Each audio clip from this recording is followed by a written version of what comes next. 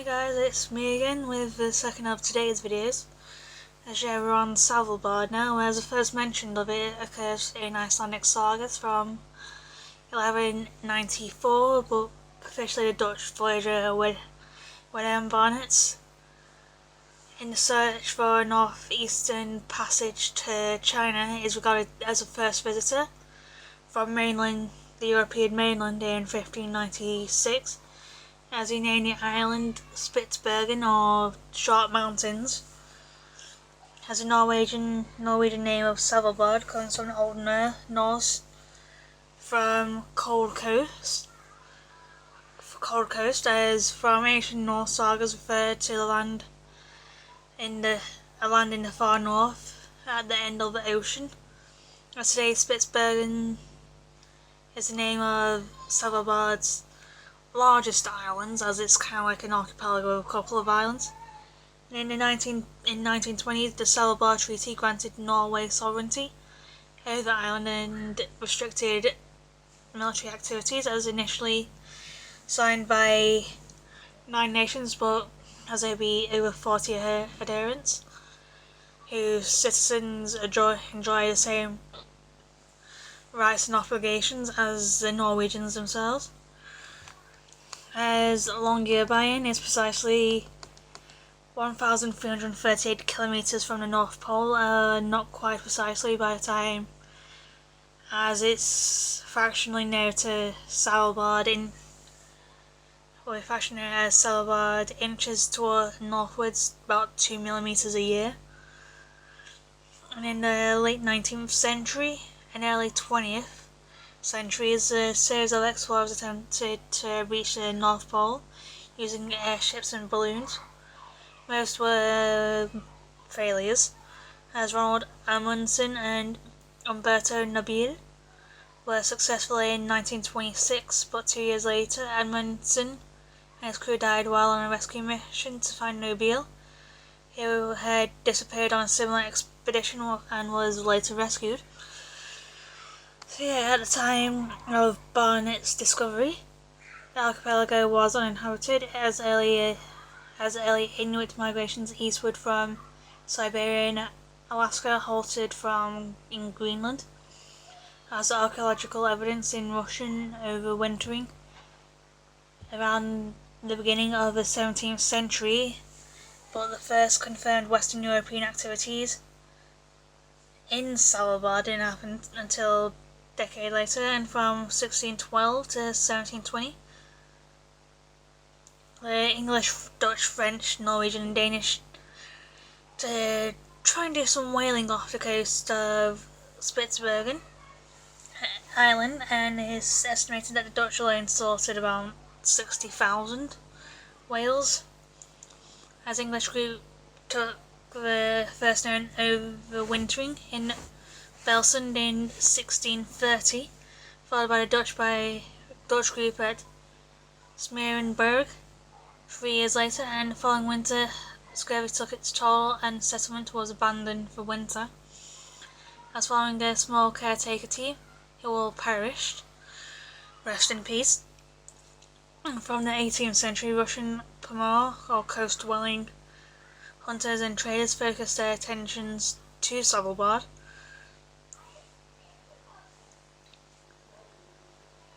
as hunting walruses, moose and seal and belugas. As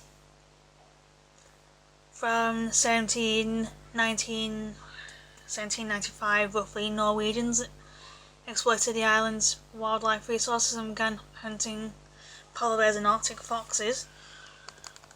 And as early as 1612, the whalers, who had discovered coal at Ny-Ålesund, sorry if I botched anything, as the first modern mine wasn't opened until 1906, when the Arctic Coal Company, or ACC, began extracting coal from a rich seam. As a settlement that grew up and around the mine was named ACC's for ACC's US owner, John Monroe Longyear. And in 1916, ACC sold out of the Store Norsk Spitsbergen Coal Company SNSK. Over the next few years, 2 other Norwegian companies set up operations on the archipelago's southwestern island, beyond Noya, and the Kings Bay Courier Company opened a mine near Ny-Ålesund, as mining was halted during World War II, as on the 3rd of September 1941. The islands were evacuated. Even so, the Nazis bombed Longyearbyen and the settlements of Barnetsberg and Svalbard. Mine number 2 on the hillside just east of Longyearbyen and was shelled all night and continued to burn for 14 years. And when the Nazis surrendered in 1945, the Norwegian civilians returned as Longyearbyen was rebuilt, and the Russians resettled again in mining Pyramiden and Barnetsberg, as Ny-Ålesund also reopened, but was also closed down after a mine explosion in 1962, and it was converted into a scientific post. As mine number 7 has been open for nearly 40 years, and nowadays the only one around Longyearbyen is still producing, as it's around 70,000 tonnes, as it yields around 70,000 tonnes a year for firing a town's power station and for export to Germany. As one of the biggest ones these days is the Svalbard coal field, about 44 kilometres southeast from Longyearbyen, as the scale of operations boggles the mind, as it produces around 3 million tonnes annually, extracting more than 2 days than mine number 7 does in a year. More in 2 days than mine number 7 does in a year, as there are estimated reserves of over 30 million tonnes, and the project was extended until 2012, and at the other end of the scale, the workforce based in Longyearbyen and flown into Svalbard for 3-week shifts in a small operating colossal state of art machinery that chews its way through the mountain. As the most sanguine predictions of Svalbard's gold reserves beneath the Arctic soil, but on level with South Africa's, as there's also an indication of rich oil and gas deposits, which will become more easy and economically accessible if global warming continues. But fingers crossed, global warming won't destroy Svalbard. As Pyramiden is one of the most fascinating ghost towns according to National Geographic. And at first glance it looks like an idyllic settlement with urban architecture consisting of apartment buildings made of brick or wood, but the inhabitants aren't there. As Pyramiden was founded in Sweden in 1910 and sold to the Soviet Union in 1927, and in 1980s the mining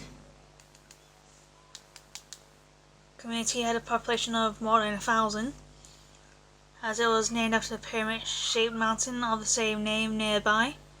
As Pyramiden is now mostly visited by seagulls, polar foxes,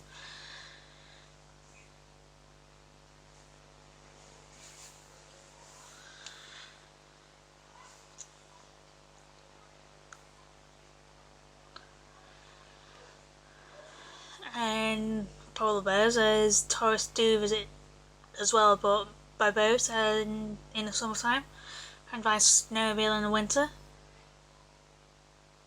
so people can kind of visit the surreal place. As the Russian state-owned mining company Trust Gold closed the mine at Pyramiden on the 1st of April 1998, after 53 years of continuous operation. As the falling price of coal, the difficulty and cost of extracting coal from the mountain, and the Russian air disaster at Opera Frigid, sorry for botched that, which claimed 141 lives, contributed to the decision. As visiting Premier Iron Maiden is like stepping into a time machine, as the architectural buildings are so well preserved that many visitors feel like they are back in the USSR, Soviet Union. And it's why I think USSR is, in the full name, is Union of Soviet Socialist Republics. When the mine was closed at the settlement and the settlement abandoned, it seemed like everyone was left in a hurry, as cups were left on tables, newspaper clippings on the wall, and skis in the corridor.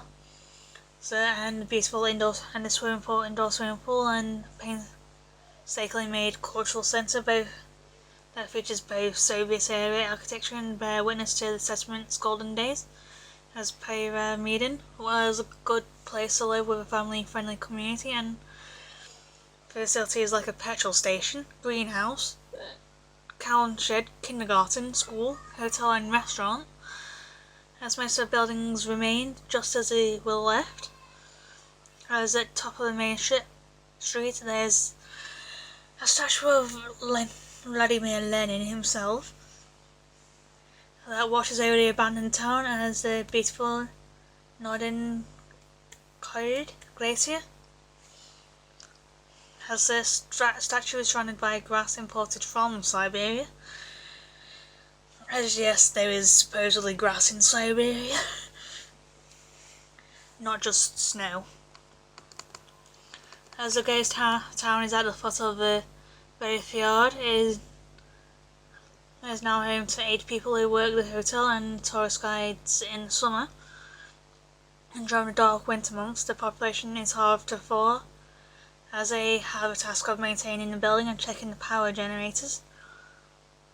As it is possible to stay there when a fascinating history within the walls, and locally brewed beers from the Barentsburg on tap, and smiling people to welcome you.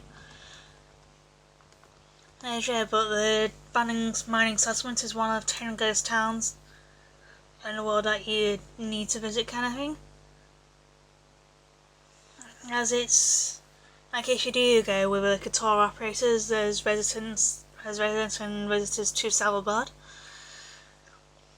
As it's a bit like they've had cases of people breaking in and entering into houses in Pyramiden, as well as caverns around Bartensburg and Coles Bay as well. They do say please respect private property and do not enter the caverns or houses, as they are not open to the public. As every case will be reported to the governor of Svalbard, as they are watching you. Bye for now, and I'll see you soon.